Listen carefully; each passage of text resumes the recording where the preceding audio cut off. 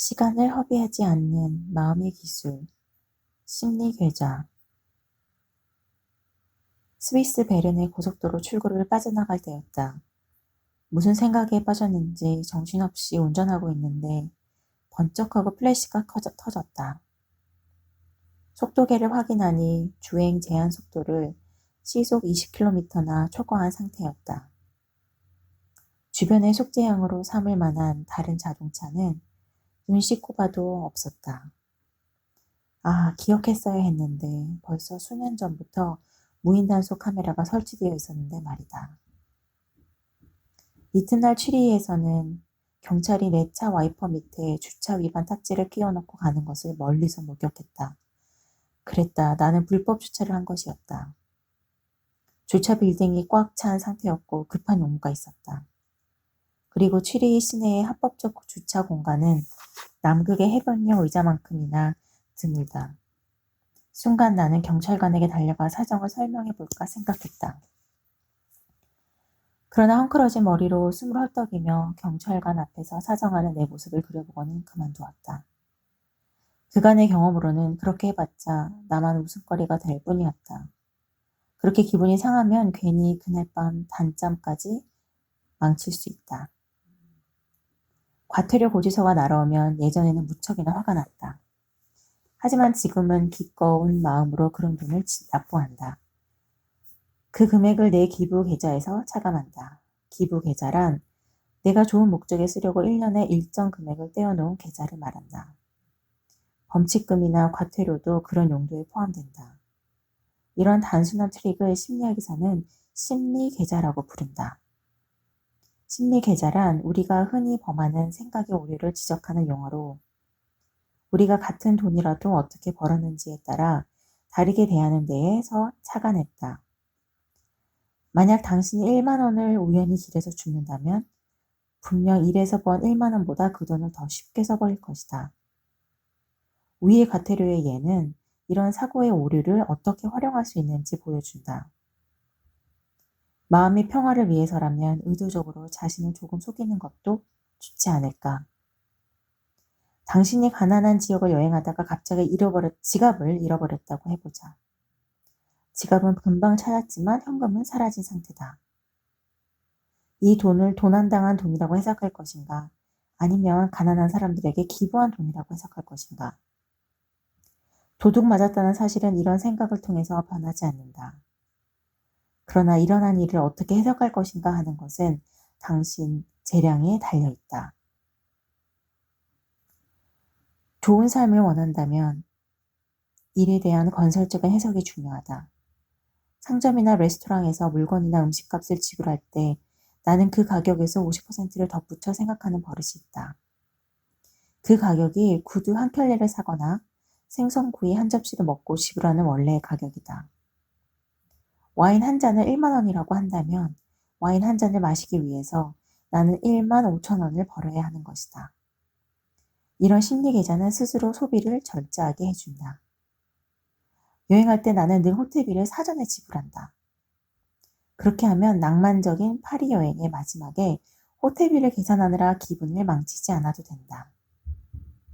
노벨상 수상자 데니얼 카너먼의 정점과 종점 규칙에 따르면 여행을 다녀오면 그 여행의 클라이막스와 마지막만 기억날 뿐 나머지는 다 잊힌다. 여행이 끝날 때 코트 높은 호텔 프런트데스크 직원이 고압적인 태도로 청구서를 내밀며 가산 요금이 붙었다고 프랑스어로 말하면 제대로 알아들을 수 없어서 바가지를 쓰는지도 모르고 달라는 돈을 다 주고 나온다. 나중에 그때의 불쾌함을 생각하면 평생 나쁜 기억으로 남을 만큼 기분이 좋지 않다. 이럴 때 심리학자들은 사전 조치 전략을 이야기한다. 선지불 후 소비. 이것이 더 마음 편하게 지출할 수 있는 심리 계좌의 또 하나의 작용 방식이다. 나는 세금도 편한 마음으로 내려고 한다. 어차피 내 힘으로 세금 체계를 뒤엎을 수도 없는 일이 아닌가. 따라서 나는 내가 살고 있는 아름다운 도시 베른을 쿠웨이트, 리야드, 삭막한 콘크리트 건물의 도시 모나코 혹은 달 표면과 비교한다. 모두 세금이 없는 지역들이지만 여러모로 비교해 본 결과 나는 베른에 남기로 한다. 덧붙이자면 세금을 피하기 위해 그런 지역들로 이주하는 부자들을 째째하고 고집스러운 인상을 풍긴다. 좋은 삶의 토대로는 좋지 않다. 나 역시 그런 사람들과는 지금까지 그다지 잘 맞지 않는다. 돈이 사람의 행복을 좌우하지 않는다는 말은 상투어쯤으로 들릴 때가 많다. 그러나 나 역시 몇 천억 원에 그렇게 전전긍긍하거나 시시콜콜 따지지 말라고 진심으로 충고하고 싶다. 맥주가 평균보다 2,000원 비싸든 싸든 별로 개의치 않는다. 그 대신 흥분하고 신경 쓰는 에너지를 아낀다. 내 주식 포트폴리오의 수익률은 1분에도 2,000원 이상을 왔다 갔다 하기 때문이다. 덱스 지수, 독일 종합지수를 얘기합니다. 덱스 지수가 소수점 아래로 몇 퍼센트 하락해도 화내지 않는다. 당신도 그렇게 잃어도 개의치 않을 만한 액수를 정해보라. 돈으로 보지 않고 그냥 백색 소음으로 볼 수 있을 정도로 말이다. 이런 태도로 살아도 별로 잃는 것이 없고 절대로 마음의 균형을 잃지 않을 것이다. 오랜 세월 무신론을 견지오던 중 40세쯤 작정하고 신을 찾아 나섰던 적이 있다. 너그러운 베네딕트회 수사들이 받아들여 주어 수도원에 여러 주 동안 머물렀다.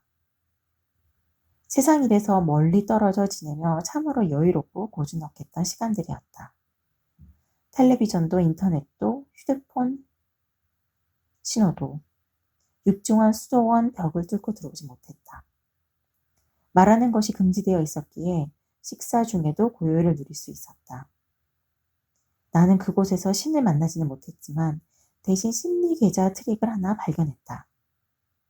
이번에는 돈에 관한 것이 아니라 시간에 관한 것이었다. 수도원의 식당에는 식사 도구가 약 20cm 길이의 검은색 나무 상자에 담겨 있었는데 이 나무 상자는 영락없이 시신을 안치 않은 관의 축소판처럼 보였다. 식사 때가 되면 사람들은 자신의 관 뚜껑을 열어 그 안에 들어있는 포크와 나이프와 숟가락을 꺼냈다. 사실 넌 이미 죽어야 했던 몸이야. 이제부터 주어지는 모든 시간은 선물이야 라는 의미였다. 최고의 심리 계좌였다. 그렇게 해서 나는 화를 내는데 시간을 허비하지 않고 주어진 시간을 소중히 여기게 되었다. 붐비는 계산대 앞에 줄 서 있거나 치과에 가서 차례를 기다릴 때 고속도로가 꽉 막혀 있을 때 짜증이 나는가? 신경질이 나서 진땀이 나면 혈압도 치솟고 스트레스 호르몬도 분비된다.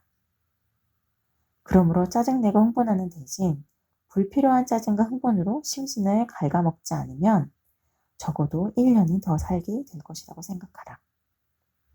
이렇게 선물 받은 1년은 계산대 앞에서 대기해야 했던 시간들을 만회하고도 남는다. 그러므로 결론을 내려보자. 당신은 시간이나 돈의 손실을 되돌릴 수는 없지만 새롭게 해석할 수 있다.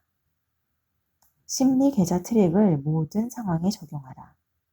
생각의 오류를 피하는 연습을 하다 보면 때로는 의식적으로 생각의 오류를 저질러보는 재미도 쏠쏠할 것이다.